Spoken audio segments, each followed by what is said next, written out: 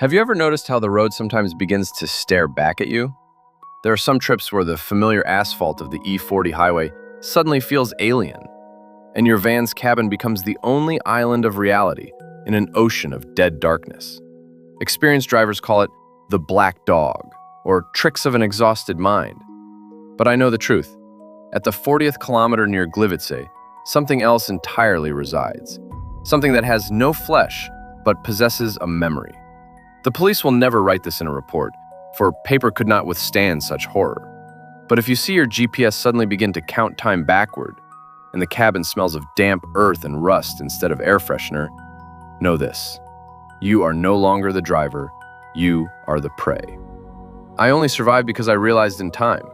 On this stretch, you don't choose the route chooses you. Night caught up with me past Gliwice. It was one of those trips you want to forget before they even end. A November rain, heavy and cold, was turning into sleep that clung to the glass in greasy flakes. My Sprinter's wipers groaned tiredly across the windshield, making a rhythmic, almost hypnotic sound, like the heavy, labored breathing of a dying man. There were 3 passengers in the back. They had been asleep for a long time, heads slumped to the side, their silhouettes in the semi-darkness looking like lifeless mannequins. I was one-on-one with the darkness, the hum of the tires, and the endless ribbon of asphalt leading me into the heart of Europe. Suddenly, the headlights caught something impossible. Right in the middle of a high-speed highway, where there isn't a single gas station, lit exit, or even a shoulder for the next 40 kilometers, stood a woman.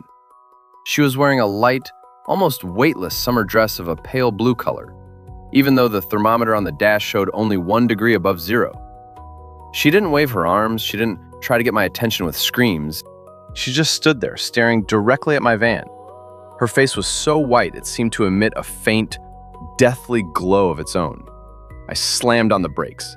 The heavy van fishtailed on the slippery road, the tires shrieking as they bit chunks of ice out of the asphalt. The passengers in the cabin woke up from the sharp jolt. One of them, a middle-aged man, shouted irritably, "What happened? Did we hit something?" I was breathing hard, gripping the wheel so tight my knuckles turned white.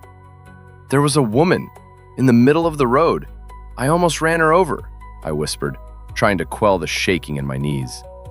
I wiped the sweat from my forehead and looked out the window.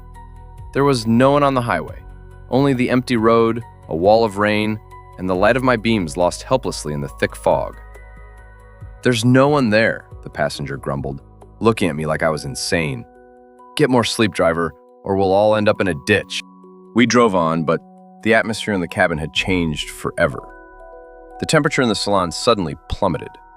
I turned the heater to the max, but the vents seemed to blow a grave-like chill. My legs began to go numb and a faint smell appeared in the air, the scent of old dampness and rotting leaves.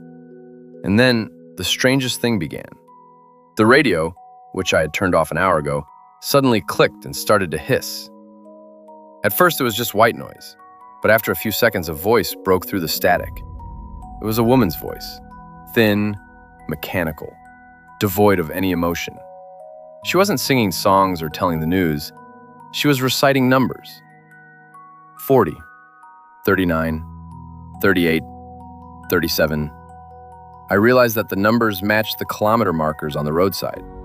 Each new number was accompanied by a strange sound from outside, as if someone with long, sharp fingernails was slowly scratching the metal side of my Sprinter.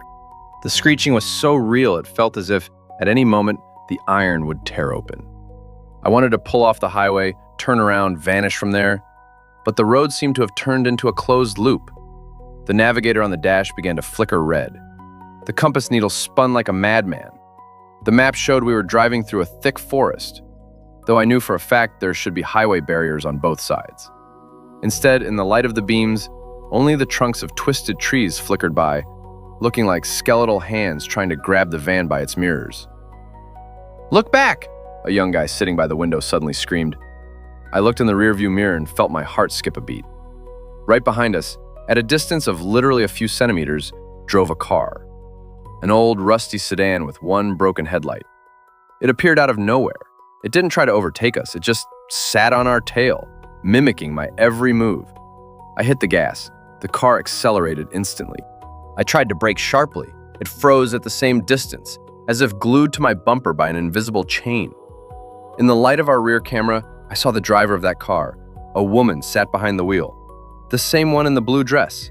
Her face was pressed against the windshield, her lips stretched into an unnaturally wide, predatory smile. Instead of eyes, she had deep, black holes from which a dark liquid flowed. She was looking directly at me through my mirror. She knew I saw her. The voice from the radio broke into a scream, turning into an unbearable shriek. 10, 9, 8, 7. We were approaching the 0 mark. The passengers in the salon began to panic. The woman was sobbing. The man was trying to kick the door open, but they were locked, though I hadn't touched a thing. The air in the van became so thick it was hard to breathe.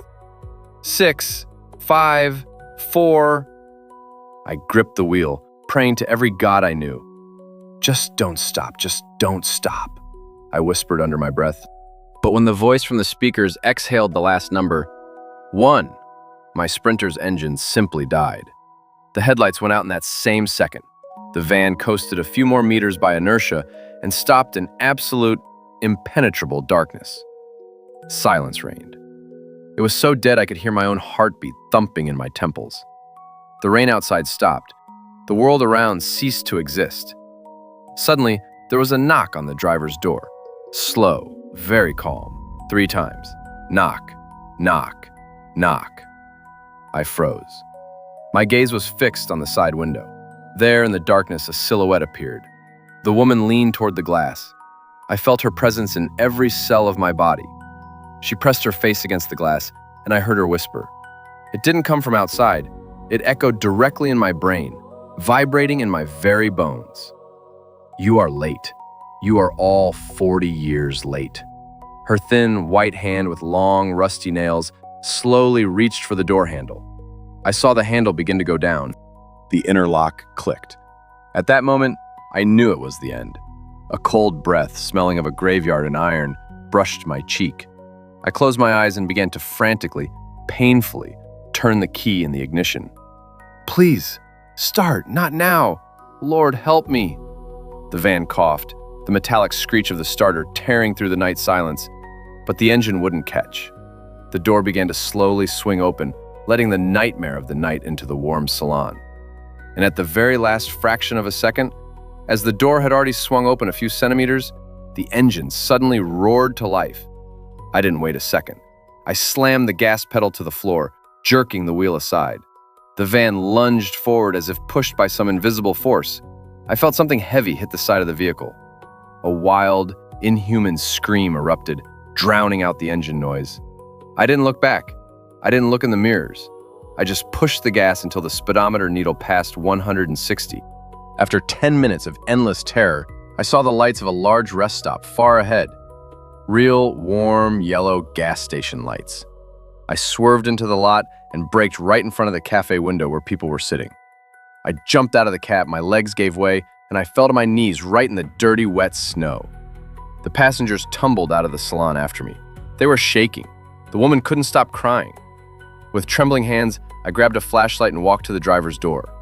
Right by the handle on the white metal remained 3 clear handprints. But it wasn't dirt. It was traces of deep, old rust that had eaten into the paint as if the van had stood in the rain for 30 years in a forest. And along the entire side stretched a deep groove, as if someone had dragged a giant steel claw across the vehicle. An old truck driver walked up to me.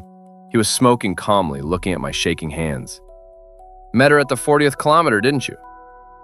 He asked in a hollow voice, exhaling smoke. What was that? I croaked. A shadow, the old man replied shortly. In the 70s, a family crashed on this stretch. Husband, wife, and a little girl. They were moving their things to Paris, heading for a new life. They say the driver fell asleep for a moment, and they flew under a truck right at the 40 mark. Since then, she's been looking for a ride. She's looking for someone who can drive them to Paris, but her car never moves forward. It only takes you with it. They say if she opens your door all the way, you become part of her crew. Your car will just vanish from the radar, and a month later they'll find it in a ditch, empty, rusty, and old, as if it had stood there for an eternity. I didn't say a word. I got back into the cab, locked all the doors with extra latches, and didn't stop for a single second until I reached Paris. Not even when the tank had only 10 kilometers of fuel left.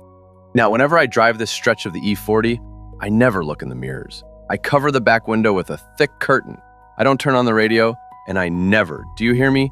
Never pick up hitchhikers, even if they look like fragile women in summer dresses. The highway is not just a road. It is a memory rolled into asphalt. It is a giant graveyard where the dead sometimes forget they are dead and look for someone to share their eternal journey.